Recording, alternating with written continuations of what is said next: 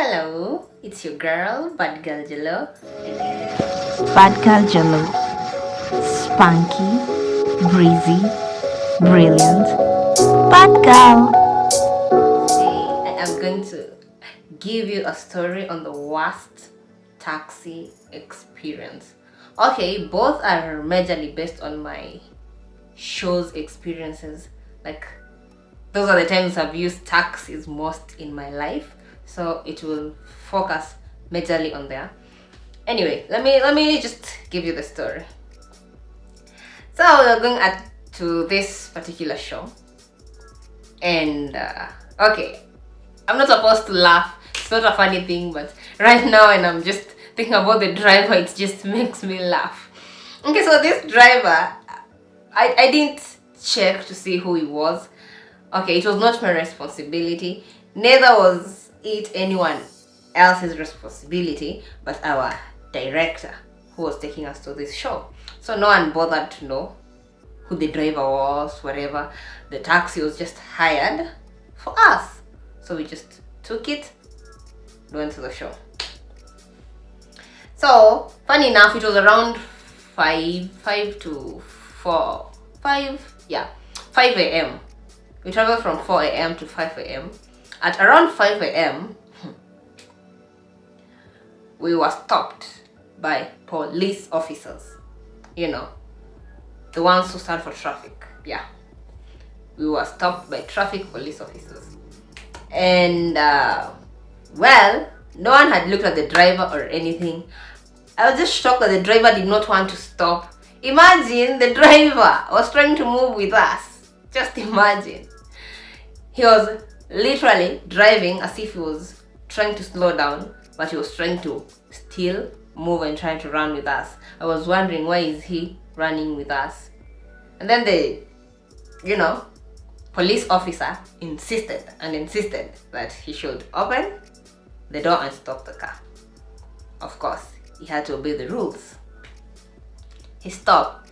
Guess who the driver was? He was a very short man, very funny guy. If you just look at him, you'll just laugh. He was just funny. He was dressed in baggy trousers, a baggy coat, and some ragged shirt. Yeah, it was just torn because it wasn't new, and he didn't have shoes on. I know, right? So, like, all of us seeing him, we were like, this is the man who has been driving us. Everyone is shocked. No one knew who the driver was. So, and we were like 14 of us. All the seats were full, including the front seats. So, yeah. The police officers said all of us to get out, including him, all of us. And then, funny enough, our vehicle did not have a handbrake. Yeah, I know. And then, when the driver was asked by the police why he doesn't have a handbrake, guess what he said? He said that he had used the handbrake to cook with it. Imagine that's what he said. That he used the handbrake to cook with it. Like a spoon. Of course, the police officer got angry and he was like arrested, and the vehicle was taken, including him. And you were forced to board another vehicle. I know, right? So we arrived at the venue where we were supposed to act at around 8 to 9 a.m. Lucky for us, at least we arrived, and we didn't end up getting caught up into the police station or anything. We had to wait for vehicles because we were many. We couldn't fit in one vehicle. Yeah, we ended up just boarding two because we couldn't find one we could fit all of us. Some were like full, others were like half, and yeah, we just had to settle for whatever. Anyway, let me just give you the second story, and then you guys will tell me which one is more crazy. Is it the first one? Is it the second one? And don't forget to like, comment, and subscribe down below. So let me give you the story. Okay, this driver literally was not seeing the bumps. Was not seeing the bumps.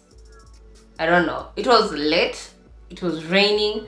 I think the driver was in a rush to take us to, our destinations or wherever he was going. Maybe it was not about us. Most probably it was just about him.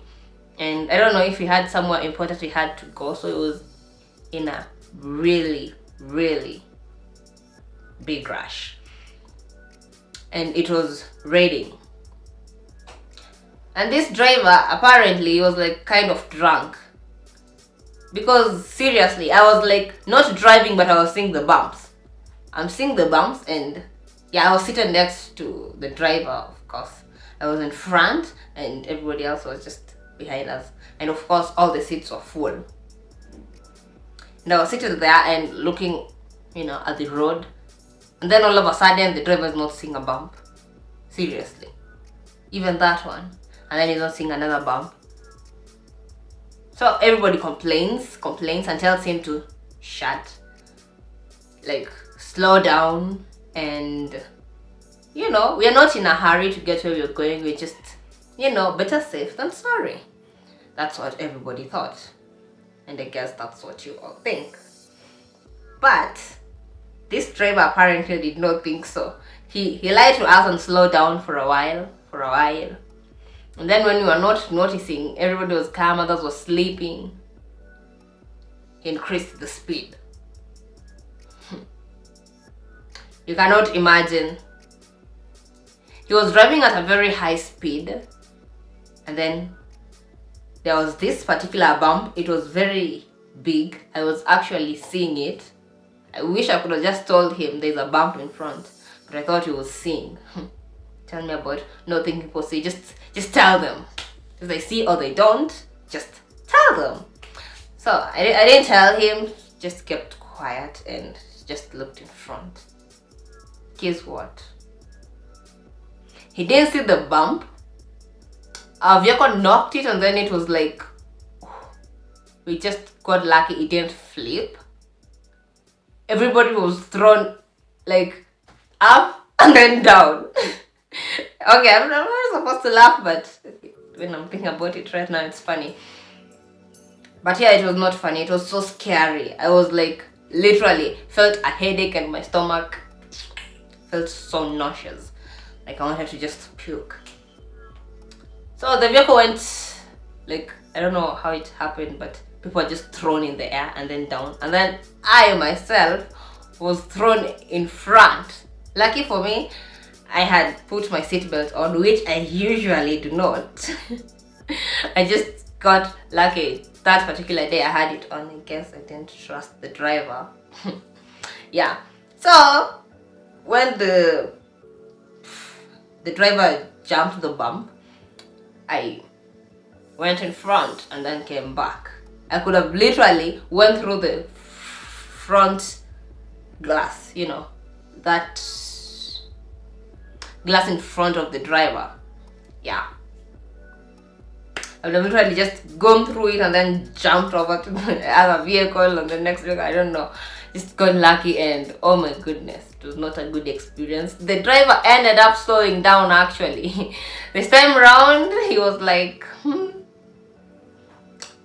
Yeah, on point. He didn't rush anymore. He slowed down and drove us safely. Lucky for us, we reached safe and sound. And yeah, I just don't like taxis anymore.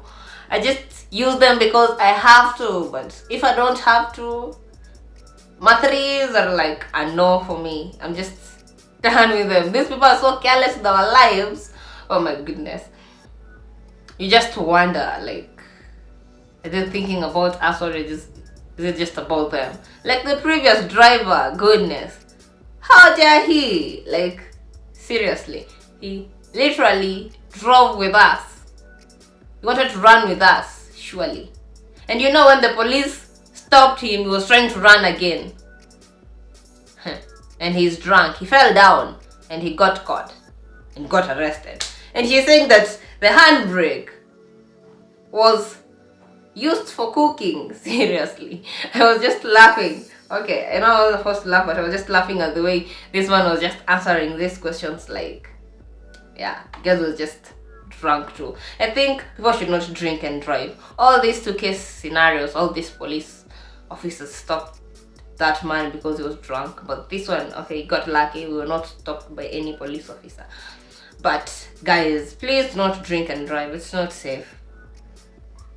And especially those who are carrying lives, you are careful. You have people behind you.